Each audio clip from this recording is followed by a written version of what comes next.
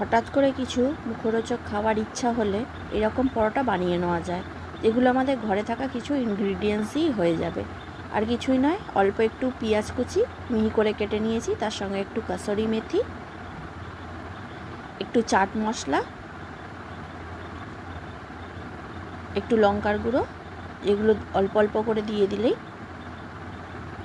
লঙ্কার গুঁড়ো ঝালের জন্য, এখানে কাঁচা লঙ্কারও ব্যবহার করতে পারেন, কোনো অসুবিধে নেই। একটু চাট মশলা, বেশ কিছুটা চাট মশলা, আর একটু আমচুর পাউডার নিয়ে একসঙ্গে মিশিয়ে সাইডে রেখে দেব। আমচুর পাউডার একসঙ্গে মিশিয়ে নেব, নিয়ে সাইডে রেখে দেব।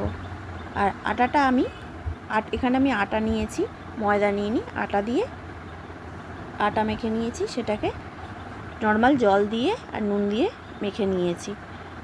এটা অল্প একটু নুন দিয়ে দিয়েছি, দিয়ে একসঙ্গে মিশিয়ে রেখে দিচ্ছি। আর আটাটাকে একটু মাঝারি সাইজের করে লেচি কেটে নিচ্ছি, নিয়ে এটা থেকে আমি ছোট ছোট দুটো কেটে নেব।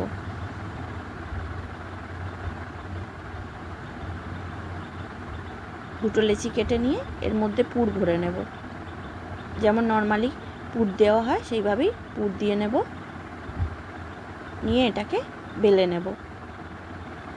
পুরটা এমনভাবে দিতে হবে যেন ফেটে বেরিয়ে না যায়। ভালো করে ভেতরে ঢুকিয়ে দেব যাতে ফেটে বেরিয়ে না যায়, নিয়ে গোল করে পাকিয়ে নেব। নিয়ে এটা হালকা হাতে তেল দিয়ে বেলে নেব। আমি এটা গোল গোল করে বেলেছি, এটা চাইলে আপনারা তিকোণ করেও বেলতে পারেন। অন্যদিকে চাটু বসিয়ে দিয়েছি গরম হওয়ার জন্য। একটু হালকা হাতে বেললেই একটু সুন্দর গোল হয়ে যাবে। এইভাবে আমি দুটো বেলে নিয়েছি, নিয়ে এবার এটাকে কড়ার মধ্যে চাপিয়ে দিচ্ছি, দিয়ে এটাকে উল্টে পাল্টে ভালো করে ভেজে নেব।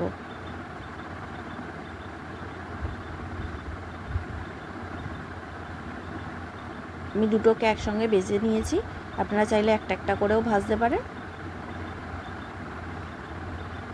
এটা সিম্পল রেসিপি, চটজলদি হয়েও যাবে, বাড়িতে থাকা কিছু ইনগ্রিডিয়েন্টস দিয়ে এগুলো করা হয়ে যায়, চটজলদি রেডিও হয়ে যাবে, অথচ সুন্দর একটা মুখরোচক টিফিন বলুন, জলখাবার বলুন, সন্ধ্যেবেলার টিফিন বা দুপুরের সকালের টিফিন সুন্দর হয়ে যাবে, মুখরোচকও হবে, অথচ আটা দিয়ে যেহেতু বানানো হচ্ছে কোনো রকম খেতে অসুবিধেও নেই। এভাবে ভেজে তুলে নেব, নিলেই রেডি আমাদের পেঁয়াজ মেথির পরোটা।